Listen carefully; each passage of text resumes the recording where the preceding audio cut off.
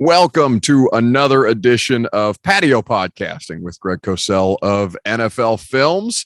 That's the main man right there to your right. If you're watching us on YouTube, we're grateful for that. And if you're hanging out with us on the podcast feed, we're excited to get into, Greg doing a little bit of advanced legwork on the 2022 college football season. A lot of fun prospects, particularly in the SEC, and two really intriguing guys at quarterback, Greg, that we're going to start with today.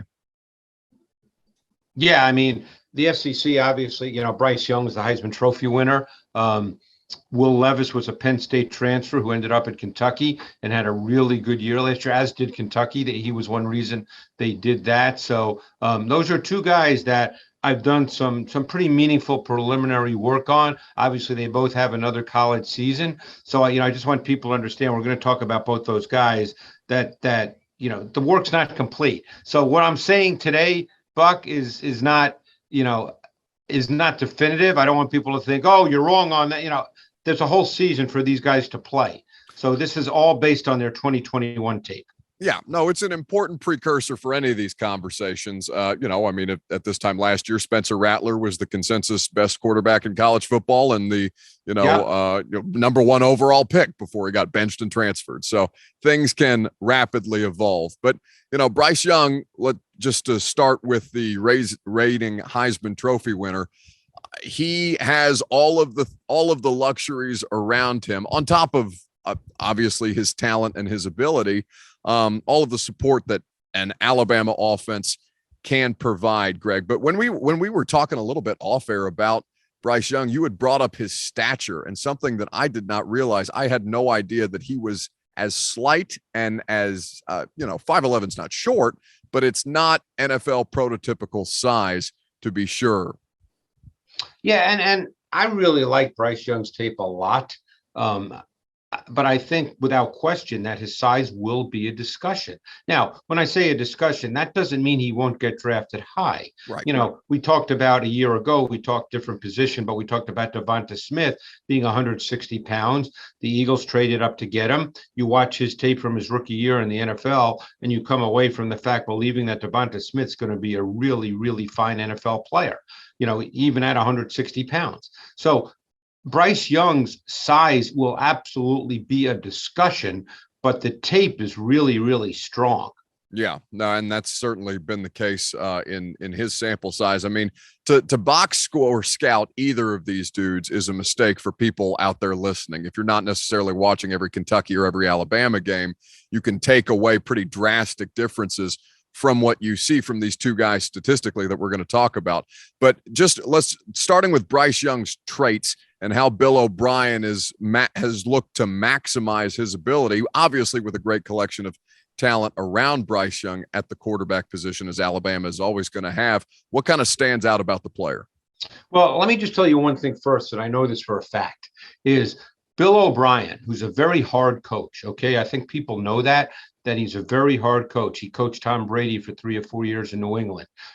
He coached, obviously, as the head coach of the Houston Texans, and I think they made the playoffs 4 consecutive years. Yeah. He is a very hard coach, and he would not ask players to do things they could not do.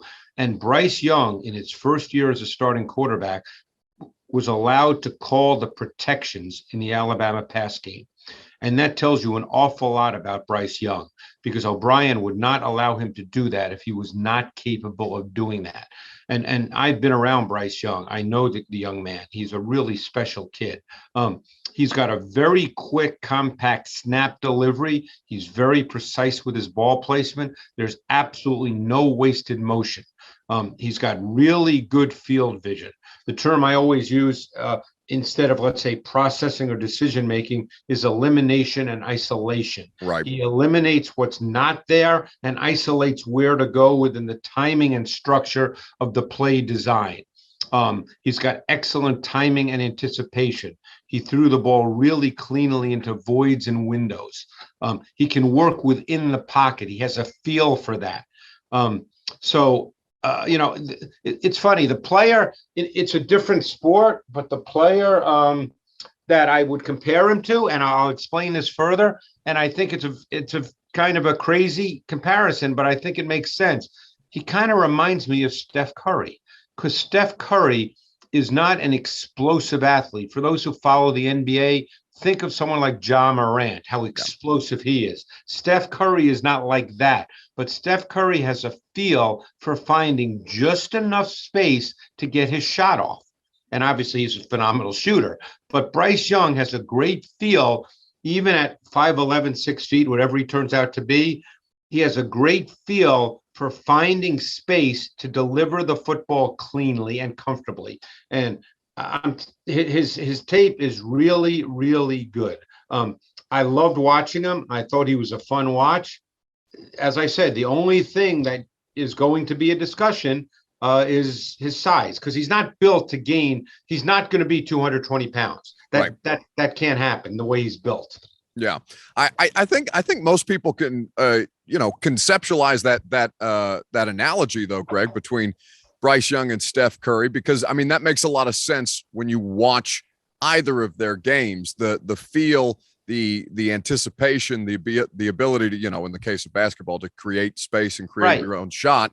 That's something that I think is indicative in what is a part of Bryce Young's game and what you're kind of looking for in a quarterback. Everybody can be, blown away by rocket launcher arms and incredible mobility in these things. But this is something that, I'm sure there are ways to coach it in ways that people a lot smarter than me have done, but the touch and the ability there, the just general feel for what he is trying to execute, it's really something that shows through. And I'll tell you one thing, Alabama, and I actually talked with Bryce Young about this at an event. Alabama was blitzed a lot this year because I guess maybe some people thought their O-line wasn't as good maybe as years past. They got a little banged up throughout the course of the season. There were some things that people tried to take advantage of. Yeah, and they got blitzed a lot. And I tell you what stood out on tape is Bryce Young had quick answers versus blitz. He knew where to go with the ball. He was mentally aware and decisive. And I think that says an awful lot. He's just a really smart, aware, savvy player who throws the ball with consistently precise ball placement. There's really not a lot to dislike about his tape. Yeah, I mean, and to go back to your earlier point about Bill O'Brien and the amount of trust that it takes to allow a player that inexperienced, for lack of a better term, be able to call the protections in a college football game that way, much less to be calling protections in a college offense to begin with. Malik Willis is just now learning how to call protections and operate a huddle, and he's already in the league. These are things that you can't take for granted and something that NFL talent evaluators and coaches will very, very much have a part of their scouting reports.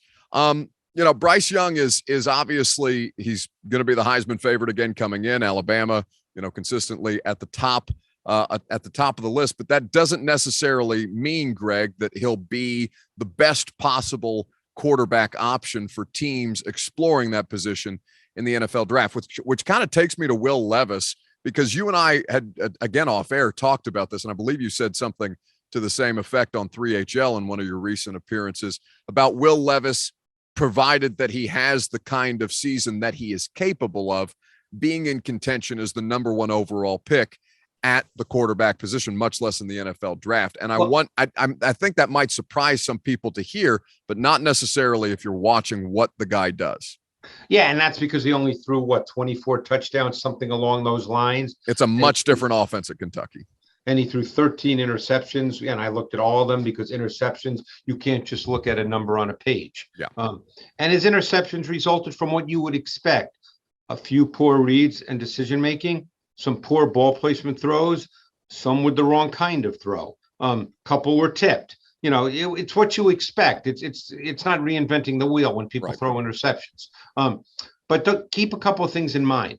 Will Levis last year played for Liam Cohen, was the offensive coordinator. He came from the Rams. He's now back with the Rams. He's being replaced this year by Rich Scarangello, who has a large NFL resume. And I know Rich. So Will Levis is being coached by NFL coaches with NFL pass game concepts. And by the way, these NFL pass game concepts were very, very apparent when I watched Will Levis's tape. So he understands conceptually what he's going to be asked to do at the NFL level. And you're dealing with a kid who's 6'3", about 235. He's rocked up. He's solid. He's got a really tight, compact delivery. He generates very easy velocity.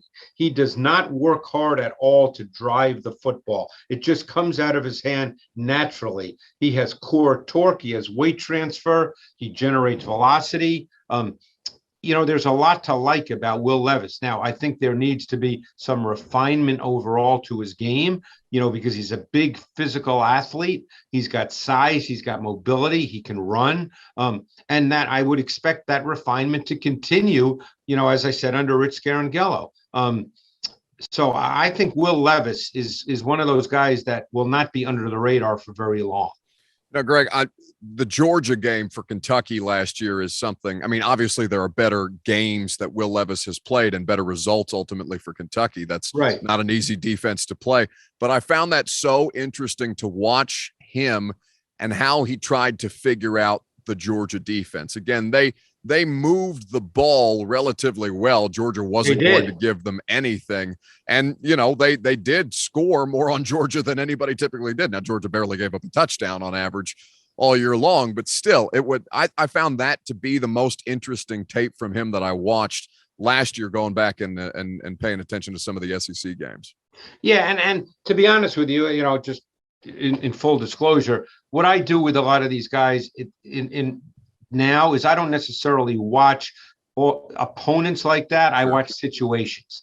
Next year, I'll watch opponents. So I didn't watch the Georgia game on tape from beginning to end. I watched all his third down plays. I watched all his interceptions. I watched a whole bunch of first and second down throws as well. But I didn't watch the Georgia game from beginning to end on tape. But, I'm not sure what that game means and why, and I know you brought it up, but I don't know what that means in the overall scheme of things. Georgia had 8 or 9 guys drafted relatively high into the NFL draft. So I don't know exactly what that means. Yeah, no, it's something that I just found interesting going back and seeing how he was trying to manipulate and work his way through. I mean, I watched that game on TV. Okay. I remember watching him on TV because I liked watching Kentucky's offense because it was an NFL type offense. And I remember watching that tape and I didn't feel Levis was overmatched physically or mentally at all watching the tape. Right. I think the biggest question I think as far as Levis goes, you talk about the refinement of the skill set that he has. And, additionally, he's losing Wan'Dale Robinson, who obviously went in this year's NFL draft, I believe, to the New York Giants, where they've already got similar players like Wan'Dale Robinson on the roster. That's a pretty interesting combination of skill position players. And I think what Levis will need to develop, because that offense was extremely efficient when they did throw it, he'll need to develop a better feel for patience in the pocket when the initial look is not clean, because the initial look was very often clean because they ran an NFL offense that was really good. So, every once in a while he would tend to play a little fast, but you're dealing with a really big physical player. I mean, he's, when you just see him, he's just a big dude and he throws it really, really well. I think that this is stuff I don't talk about a lot other than what I hear, but what they talked about a lot when you watch Kentucky play was the fact that he came in there as a transfer and immediately said that he became a leader of the team just due to his personality and the manner, in which he carried himself. Now, you and I are not there every day, so we'll take that with a grain of salt. But I mean, if all that's true and there's no reason to doubt it, then he certainly has a certain personality trait that's obviously good, for the quarterback position. But just in terms of watching tape, he's an impressive kid. And I think if he would have a great year, and again, whatever that means, they're still going to run the ball because they've got backs. Now they lost 4 offensive linemen, so we'll see how that plays out. I don't know I'm not familiar with their recruiting. I don't know who their backups are, but assuming that works out okay, they could be a team that is a super efficient run game, because keep in mind, Rich Scarangello comes from a Kyle Shanahan background, so they could run the ball a lot. And Levis could be the kind of guy that throws 25 touchdowns, and people say, well, he didn't put up numbers, and that stuff doesn't mean anything. Yeah. 7 years of NFL experience the new offensive coordinator for Kentucky, and most recently, as Greg said, with the San Francisco 49ers. I think, Greg, with the SEC and the quarterback situation, it's preseason projections don't necessarily mean anything until these guys play a game, and really until the first month of the season, where you start to figure out how things like a new offensive line group start to settle in around a particular player. But I mean, Kentucky's still projected as the second best team in the SEC East this year. Everybody's chasing Georgia, but UK has put together under Mark Stoops a pretty consistent program, and always has, always puts their players in a position to succeed, particularly at that spot. I think they're going to be, and they must coach him well, Buck, because I'll tell you what, they put guys in the NFL. Absolutely. So, I mean, not just players, coaches too. Yeah, I mean, not only do they recruit well, but they obviously coach them well, because guys get to the league, and very often the guys that get to the league are reasonably refined in how they play. So, that says a lot about their coaching staff. Yeah, no longer just a basketball school. Now, Greg, we're going to talk about Hendon Hooker and Tennessee's offense and Cedric Tillman a little bit, who I know you like, next week. But is there another quarterback in the SEC who you've spent time watching outside of those three guys that's kind of caught your attention? I'm trying to think of the quarterbacks I've watched. Who are the other quarterbacks in the SEC? Bob? Well, Spencer Rattler's now at South Carolina. Yeah. I did watch him, believe it or not. I watched him not this past year when he got benched, but the year before. And, that was after that year, people said number one pick in the draft, Heisman Trophy candidate, all that good stuff. He was a fascinating guy. He in some ways, the manner in which he played reminded me of Patrick Mahomes. Yeah. He moved around a lot. He has a really loose live arm. He was a fascinating guy to watch, but obviously it didn't work out this year at Oklahoma. And now he's in the SEC at South Carolina. Now, when you say the way that Mahomes moves around, we've talked about that before, and how Kansas City had to kind of get him to settle in a little bit, to play just a little more, the position a little more patiently. Basically, is there that same kind of frenetic motion with Spencer Rattler? I think Rattler has a little bit of that too, or he did. Again, I don't know how he's developed and how he's now being coached at South Carolina. But yeah, he moved around a lot when he didn't have to. But he's a guy that could make a lot of off-platform throws. He has a very good arm. He's clearly used to making those kinds of throws. I'm sure he did that throughout his high school career. For those who don't know, he came out of Arizona as the number one recruited quarterback in the country. So you're not dealing, you're dealing with a high level guy. We'll see how he does at South Carolina. Look, he could have a phenomenal year and be back in the conversation for that. You never know. Yeah, this is how these things go at this time of year. Greg, I'm looking forward to getting into Rocky Top next week, and appreciate your time as always, my friend. Thanks, Buck. Appreciate it.